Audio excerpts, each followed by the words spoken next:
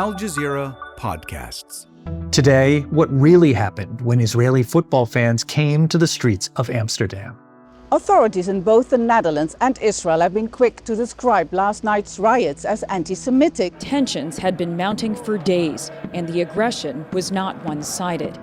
Was this a targeted attack on a religious group, or the latest example of Israeli impunity on the world stage? I'm Kevin Hirten, and this is The Take.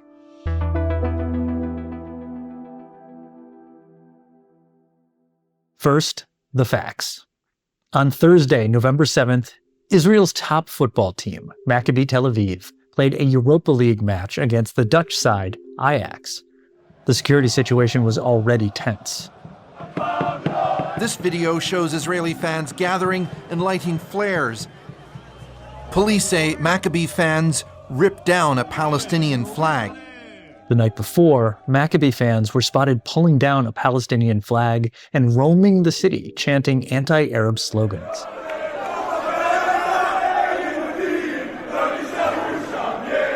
This is what they were chanting there. There's no schools in Gaza because there are no children left. Maccabi supporters ripped a flag from a building on the Rokin, and they destroyed a taxi. On Dome Square, a Palestinian flag was set on fire.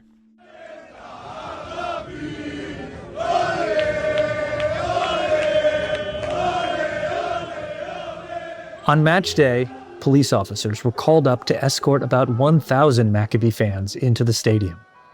Inside the stadium, the situation deteriorated further when Israeli fans shouted through a minute of silence for the victims of the recent floods in Spain, because Spain recognizes Palestine.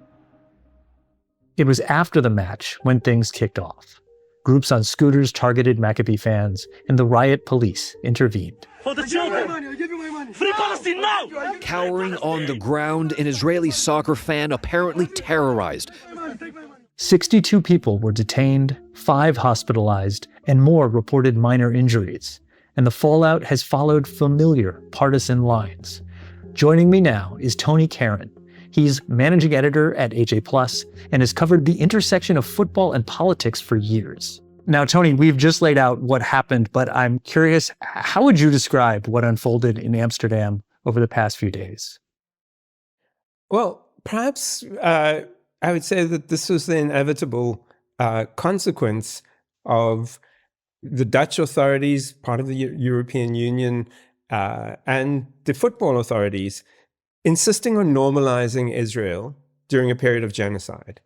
So sooner or later, this was going to happen. I suspect it will happen more, that essentially Israel has been granted impunity by Western authorities, Western governments, Western media, and football authorities. And so what we saw was the sense of the Israeli fans, ultra-nationalist fan base. This is a fan base that has to serve in a military that's engaged in the genocide right now. And nobody's talking about the genocide, all of the initial reporting. The context is missing. So what happens is these guys go marauding through the streets of Amsterdam as if they're marauding through the streets of Tel Aviv, chanting anti-Arab slogans, chanting genocidal slogans. And at some point, the local population starts to resist, starts to fight back. And, oh my God, it's a pogrom, which is ridiculous, obviously. But it's also telling in the way that the narrative is being framed. Because in some ways, what they're doing is revealing the underlying narrative architecture through which they've actually covered the whole Gaza genocide period, in which basically Israelis can only ever be victims. Tell me a little bit more about these fans, these Maccabi fans. You said some of them would be IDF soldiers? Yeah, absolutely. Look, all Israelis are required to serve in the IDF. We know what the IDF is engaged in Gaza right now. But these are not clearly reluctant warriors. These guys are not asking for forgiveness for anything. They are saying, the children are dead. Woohoo, let's go. They're literally chanting for genocide. And this is part of, this has been their fan base, racist, nationalist, fan base of the Maccabi fan base, like Beitar Jerusalem. It's not uncommon in Israeli football to see these mobs of fans being a hub for basically running through the streets looking for Arabs to beat up. Fans of top Israeli club Beitar Jerusalem have over the years developed a reputation for racist attitudes. Anti-Islamic chanting, banners and general bad behaviour has been common, especially when they play Arab sides or teams with one or two Arab or Muslim players. Yeah, hooligans getting into scrapes on European soil is not new. What is new about this is the reaction. What did you make about how this incident was processed immediately by the Dutch and Israeli politicians? Well, I think the Israeli politicians obviously will immediately jump, doing the typical, or what we've now come to recognize as the typical misinformation campaigns with, this is all planned and it's a pogrom of, innocent Israelis going about their business and suddenly they're attacked out of nowhere by anti-Semites. And of course, this is complete rubbish and it's been exposed as complete rubbish, which is actually the more interesting thing, because I think this is one of those moments where much of the Dutch citizenry can see right through the manufactured narrative, Sky News having to recut a package because it's actually revealing what actually happened versus what the Israelis want you to believe actually happened. The question of how the Dutch authorities handle it, I'm not a student of Dutch politics, but you could see this sort of jumping onto this idea that essentially the Jewish population of Amsterdam is being threatened by pogromists is patently absurd. Yeah, Tony, the King of the Netherlands said we failed the Jewish community as the country did during World War II. Yeah, no, I mean, I'm sorry, but this is monstrous. The idea that essentially a rampaging mob that is chanting for genocide is literally portrayed as Anne Frank in the Dutch narrative. This is patently absurd. It's plain to see that they may be Jewish, the people who are rampaging, who are chanting for genocide, who are actually conducting a genocide in Gaza, but they're not victims. Yeah, just for way of context, 3/4 of the pre-war Jewish community in the Netherlands was exterminated by the Nazis. So there is one more reaction I did want to get your take on. Ursula von der Leyen, president of the EU Commission, said, quote, "I strongly condemn these unacceptable acts. Anti-Semitism has absolutely no place in Europe. We are determined to fight all forms of hatred." And she said all forms of hatred, but there's no mention here of the hateful speech put forth by the Maccabi supporters. No, not at all. And I mean, frankly, as a Jewish person, let me tell you, I believe it is anti-Semitic to hold Jews to a different standard to which you hold everybody else. Yet that's exactly what's happening here. If these were fans of any other football team that were going around chanting racist slogans, chanting in support of genocide, there would be complete outrage. But in the case of Israel, it's assumed that basically anything that Israel does can be excused because of their history at the hands of Europe. And yes, I mean, Israel is a monument to European anti-Semitism. That's no question. But from that, this idea has sort of grown into the notion that essentially Israel can do anything and will always be the victim. That's what's in play here. Do football authorities hold Israel to a different standard than other countries? That's after the break. Tony, you've been covering football for a long time. And hooliganism is not new, but in most cases, it's the hooligans themselves that receive the brunt of the recrimination. If, just for example, English fans traveled to a foreign capital, started chanting racist epithets that led to violent clashes, would England be condemned and possibly sanctioned? Is there a double standard at work here? Oh, I mean, there's no question there's a double standard at work here. By the way, English clubs were banned from Europe for a number of years because of violence by English fans visiting European stadiums. But the double standard, let's ask ourselves the question. If Zenit St. Petersburg or Lokomotiv Moscow fans had been rampaging through the streets of Amsterdam and torn down Ukrainian flags, that people had put outside their own homes, chanted death to Ukrainians, etc., we know what the response would be. Right, we know how this would be framed as, absolutely intolerable, pogromist, whatever. Of course, what we have to remember is that's impossible. Why is it impossible? Because for 4 days after the Russian invasion of Ukraine, UEFA immediately banned all Russian teams from European football competition, right?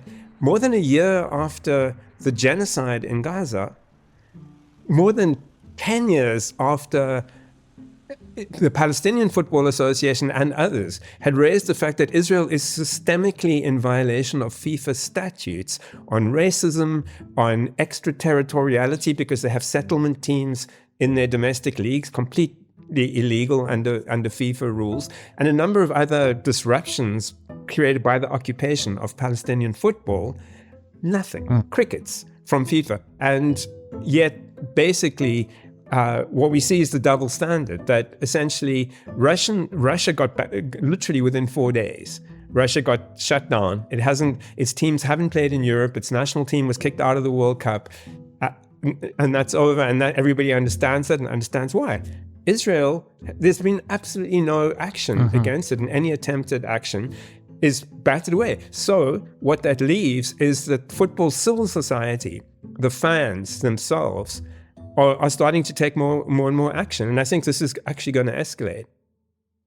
Tony, before I ask you about the FIFA and the UEFA stuff, you grew up in South Africa. You've seen how the power of protest played a role in disrupting apartheid there. This was when the rugby team used to travel. Can you tell us that story? So I grew up in apartheid South Africa. I was an anti-apartheid activist. We saw an incredible moment in 1981 where rugby, which is the regime's sport of choice, was very much wrapped up in the identity of the regime's base, that they were the best rugby team in the world. And this was where, they proved their mettle against all of those people who always criticized them in the Commonwealth, etc., the New Zealand, England, etc. The South Africans could beat them all. And there was no thought of sort of banning South Africa because, they were aligned essentially with the regime. But what happens is there's a tour of New Zealand in 1981, and there's a mass movement called Halt All Racist Tours, HART. And they start protesting at games, and the cops beat them. And that brings more and more people out to protest. And eventually the protesters are literally disrupting games. They're running onto the field, they're stopping games being played, and the tour is a complete shambles. Battens and brawls and barbed wire. For 8 weeks in 1981, New Zealand was more war zone than God zone. As the nation split over a rugby tour from apartheid South Africa. And as a result, the International Rugby Board actually bans South Africa from international competition.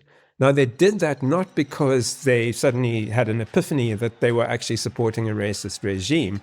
They did that because the chaos created by the disruption made normal sport with apartheid South Africa impossible. What the South Africa experience shows is that sports authorities and governments may not act out of their own conscience or moral clarity, but they are forced to act eventually by the citizenry of their countries actually refusing to accept the normalization of apartheid. Yeah. So Amsterdam is home to thousands of Muslims. It's had many pro-Palestinian marches since the war started. Some of the chants that we've seen from the Maccabi fans are absolutely horrible. And death to the Arabs, F the Arabs. Tony, that's not just provocative, but that sounds like incitement to genocide, which is a criminal offense. Will UEFA, which is the European footballing authority, eventually have to fully investigate the cause and effect here? I would say UEFA would dodge this issue to the extent that it can. So only to the extent that the public in Europe, in the UEFA countries, demands action, there's a chance that this would be investigated. Essentially, I'd say, sadly, that the track record says no.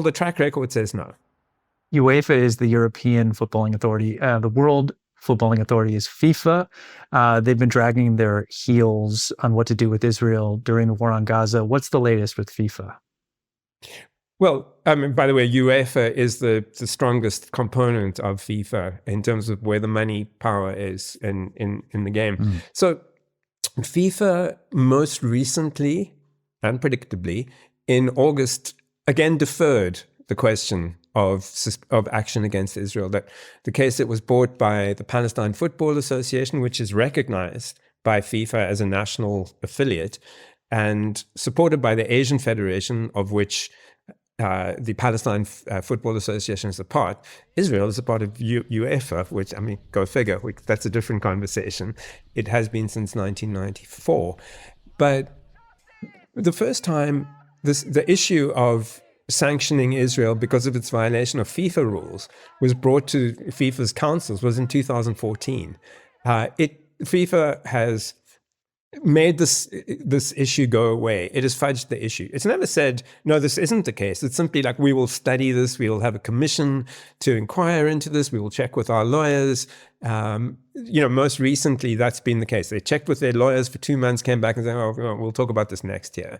Essentially, they don't want to answer this question. FIFA is kind of captured, I guess, by commercial interests that have that are reluctant to take a political stand, or what they see as a political stand, what we might see as a moral stand.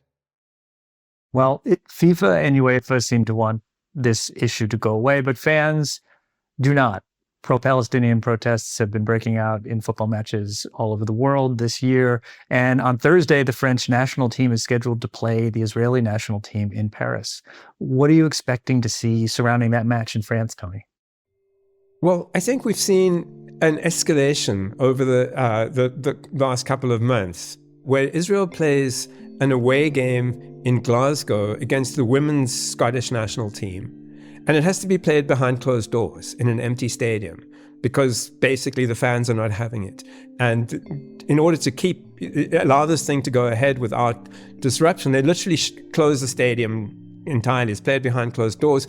Anybody who remembers football during COVID remembers how untenable that is. The spectacle is completely dead. So that's one instance. You have football fans, certainly Glasgow Celtic, more recently Paris Saint-Germain, in their stands, completely violating the FIFA ban and the UEFA ban on any demonstrations of support, flying Palestinian flags. So that is happening, and players are increasingly speaking out. So now Paris next week, you can assume massive security operation to suppress any protest, but at the same time, you're antagonizing your own citizenry. When Israel comes to down, everybody's occupied. That's essentially the message that's going out to young people, and they're like, maybe are they going to settle for that? I don't know. But then take it a step further. Two weeks later, Maccabi Tel Aviv again is scheduled to play Besiktas, one of the Turkish Istanbul-based teams, in a third country. So now basically what you have is essentially European football teams having to even abandon home games, either play them behind closed doors or take them to another country. Are football fans going to settle for this? That basically the cost of having Israel in European competition is escalating. I think that we're going to see a lot more of this pressure from the grassroots, pressuring the authorities to think again. And that's The Take. If you want to catch more episodes like this, make sure you're following our YouTube playlist. That's where you're going to find all of our recent content. It's updated regularly, so you may never miss an episode. And while you're at it, hit that subscribe button so you stay in the loop with all things Al Jazeera English. See you tomorrow.